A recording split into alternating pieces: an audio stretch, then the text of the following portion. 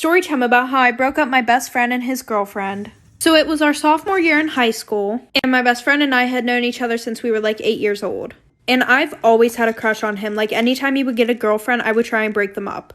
And it would work. Well, our freshman year of high school, he started dating this one girl. Well, when he started dating her, he distanced himself from me because she didn't like how much time we were spending together. So a few months go by and my birthday's coming up. And mind you, within these past few months, we only seen each other like twice. And he had me blocked on all social media. Well, our parents were really good friends because we lived in the same cul-de-sac. So my mom invited him and his parents to my birthday party. So at the end of my party, my friends left and him and his parents stayed. And my parents really didn't care if I drank alcohol, so we had like a whole bottle of vodka to ourselves. So we're in the basement and we're taking shots together. Well, I got him super drunk and he fell asleep. And while he was sleeping, I went on his phone and I was able to get into his phone because he still had my fingerprint from when we were best friends. So I unblocked myself on all social medias, and there was an ottoman pushed against the couch, so while he was sleeping, I was able to go lay next to him. So while I was laying next to him, I took a few pictures of us, and I saved them in his camera roll.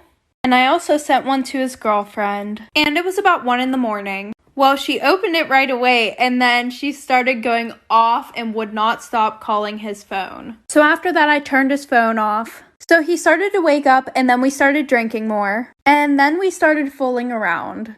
And while we were doing the nasty, I took a video. But he didn't see it because the phone was in front of me. And I had his girlfriend on Snapchat. So what did I do? I sent the motherfucking video to her. So the next day, obviously, he found out what happened. So then he came over to my house to talk to me. And I told him how I was upset that she was keeping him from me. So he broke up with her and started dating me. If you guys want to talk about the worst mom in the history of moms, let's talk about the case of Diane Downs, who literally attempted to murder all 3 of her children in order to get a man to fall in love with her. So what exactly creates a monster like this? Well, Diane was born August 7th of 1955 in Phoenix, Arizona. Most of her life, she was pretty well behaved, but she started to rebel against her parents around high school. She cut her hair, had a really edgy phase, and got super boy crazy. And she started to date guys, which was way outside of her strict family's rules. And she fell in love with a boy named Steve Downs. They were high school sweethearts, but the second that college hit, they ended up going separate ways. He joined the Navy, and she went to Pacific Coast Baptist Bible College. And while they said that they would stay faithful to each other, she immediately started to hook up with other guys when she got there, and was expelled for her promiscuous behavior,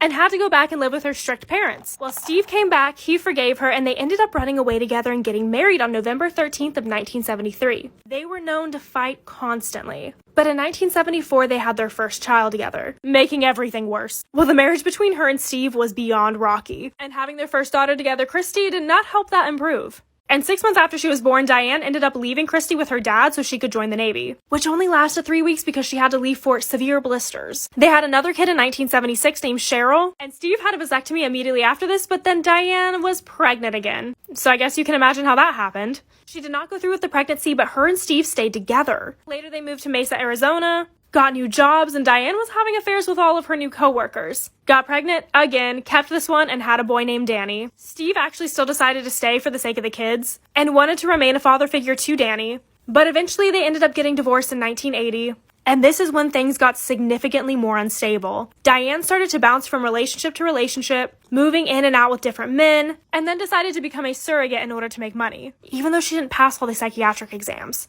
Terrifying. But everything changed when she met a man named Nick. So this is when Diane met Robert Nickenbacker, who went by the name Nick. And she swore that this man was the love of her life. He had separated from his wife and describes the relationship as being intense and overwhelming. He eventually broke it off with her though because he didn't like kids. And this is when Diane became devastated and angry at her own children for getting in the way of her love. Her kids and her moved to Cottage Grove, Oregon, but still couldn't seem to forget Nick. She would obsessively write to him, and she really stopped paying attention to her kids' health. They often went hungry, went without coats in the cold. It was even said by a neighbor that Cheryl had mentioned that she was scared of her mom. Well, on Thursday, May 19th of 1983, everything went down. This story is from her perspective, by the way. They were coming home from a friend's house whenever Diane decided to take the kids on a scenic route. They did this often to explore. Hungry Like the Wolf started to play on the radio, and this is when she noticed a bushy-haired stranger signaling her over from the middle of the road. And at 10 p.m., with her kids asleep in the back of the car, she got out to talk to him, and he immediately demanded for her keys. So immediately after the stranger demanded for her keys, they had some sort of a struggle,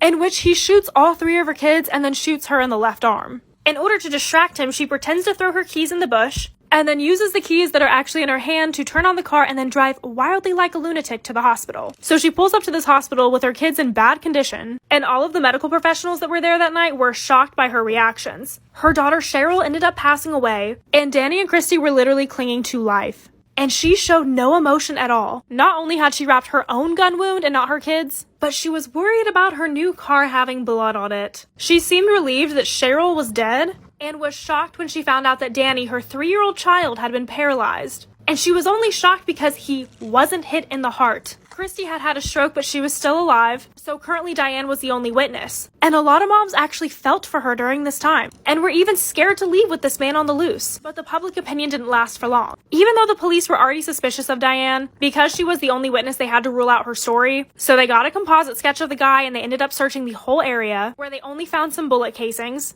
And her interviews during this time, if you guys have ever seen them, are so weird, definitely worth watching. This woman was eating up the attention so much, and she made this story into this whole overcoming thing where, like, she battled the patriarchy, ended up actually getting away from this man, like she's kind of the hero in the situation, but didn't show any emotion towards her kids. She went on the Oprah show and would crack jokes and have the crowd laughing. So the police ended up asking her to do a reenactment of this event. And it's truly one of the weirdest videos that you will ever see, because she seems like she's having fun. Any mom being put through this would have found this to be extremely traumatic to relive this event. Instead, she's having fun, smirking, checking herself out in the car mirror, ends up hitting her arm on the steering wheel and says that almost hurt as bad as when, and cuts herself off. And it seems like she was about to say as when I shot myself.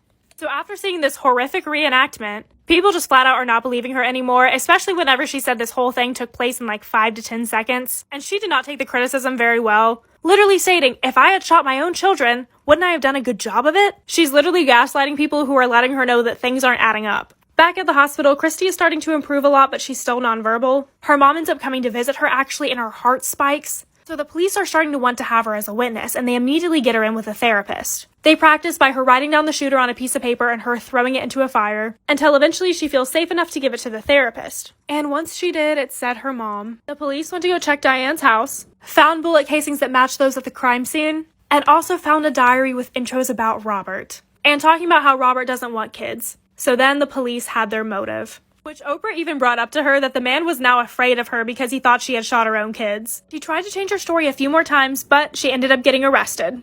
So by the time it was time for her trial, she was pregnant again. She said she did it because she missed her kids and was lonely. But honestly, I feel like she did it just because she thought her sentence wouldn't be as bad. They ended up playing the song Hungry Like the Wolf in the courtroom, and Diane was jamming out to it. They showed the tapes, and she showed no emotion. They even did a doll reenactment for the jury to paint a picture. And then Christy testified, saying that her mom had actually stopped the car when she thought they were all asleep, went to the trunk, came around, and ended up shooting them. Cheryl first, Danny second, and her last. Wrapped herself in a towel and proceeded to drive slowly to the hospital. So ultimately, Diane was found guilty. And to this day, she is still in complete denial, thinking that she is still innocent. She ended up having the baby girl in jail, and she was immediately taken from her. This daughter was adopted, and Danny and Christy were actually adopted by one of the prosecutors on the case. Overall, it was a pretty happy ending. But Diane actually successfully broke out of jail for a little bit. If you want to hear that story, come over to my Instagram. It'll be on my middle reels tab. Story time about how I got bullied my last year of high school by the most popular girl. Okay, so this is my story time. A lot of you requested one, but I'm also at the airport, so sorry for any noise.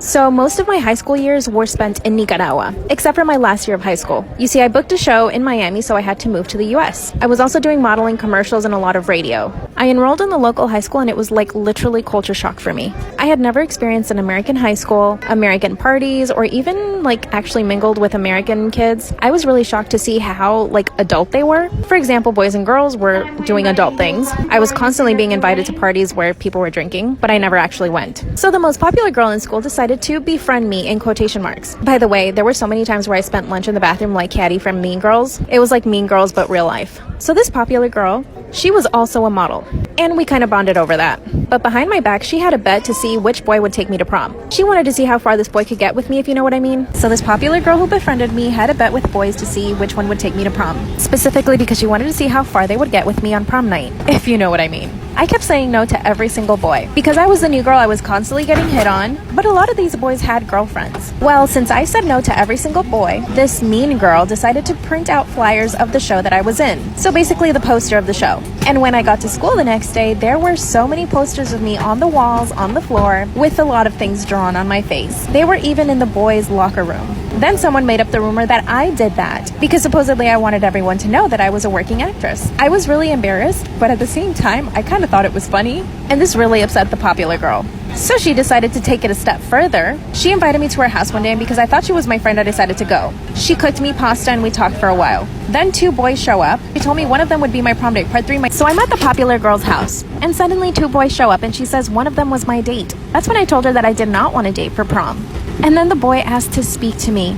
I talked to him and I told him that I definitely did not want to go on a date with him and that I didn't even know him. That's when he told me that my friend had set everything up, and she told him that I liked him a lot. Well, I told him that that was not true, and I basically went home. A few days later, she started a rumor saying that I was totally in love with her and that I forced her to kiss me. Yeah, she's crazy. That's when people started calling me horrible names. But the joke's on her, because I was so used to getting bullied in Nicaragua. After school one day, she comes up to me and starts telling me why she doesn't like me. She was so angry she started to cry. She said that she was the pretty girl and that she was the model in school. I literally just walked away from her. I went to prom with no date, which was so fun. I graduated and then I kept working. Guess who slid into my DMs a few weeks ago asking to hang out? That's right, the popular girl. I think she must have seen my TikTok or something. Should I actually go out with her and tell her what I think? Or should I just leave her on red? You guys decide. I was pregnant with my brother's baby and didn't know. So I was 16 years old back then. Keep in mind, I wasn't educated as I was now. When I was younger, I always felt like there was some missing part of me. I don't know why, but I just did. I always dreamed of having a twin brother or at least another sibling, but it just never occurred to me.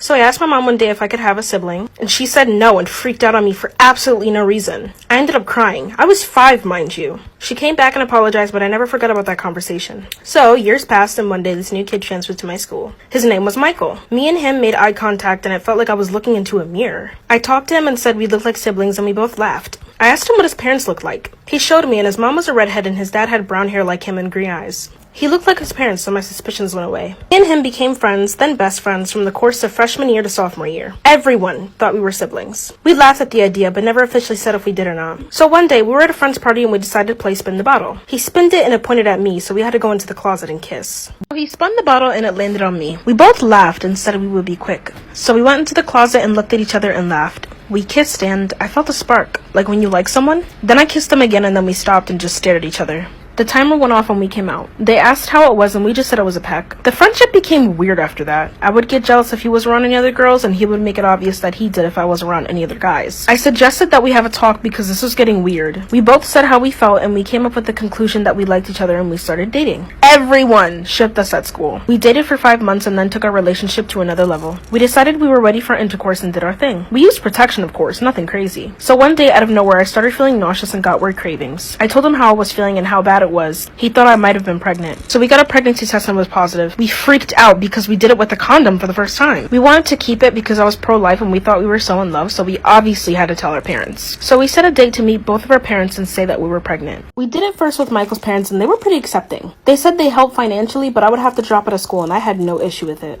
So next was my mom. And I was nervous, but I wanted to do it. So as soon as I got to the front door, my mom opened the door and looked shocked. She then looked mad, dragged me in by the arm and slammed the door. She yelled and questioned why I was with him, and I said that he was my boyfriend. My mom said I couldn't date him anymore. I questioned her and she wouldn't budge. So I told her I was pregnant right then and there. I thought maybe she'd tell me why. She looked at me in shock and broke down in front of me. I asked her what was wrong and she said that it was my brother. She said she gave him away long ago when I was born because she couldn't afford the both of us and named him Michael. She told me I had to have an abortion because the baby would become deformed. And if I didn't, she'd kick me out of the house. I cried and cried. One day, she took me out of school and brought me to Planned Parenthood. She forced me to have an abortion. I was so heartbroken. I told Michael we are brother and sister and we broke up but are still friends. We'll tell his parents we are related after we finish high school. Follow for more story times and follow my Instagram as well. Click the link in my bio for $50 for Roblox.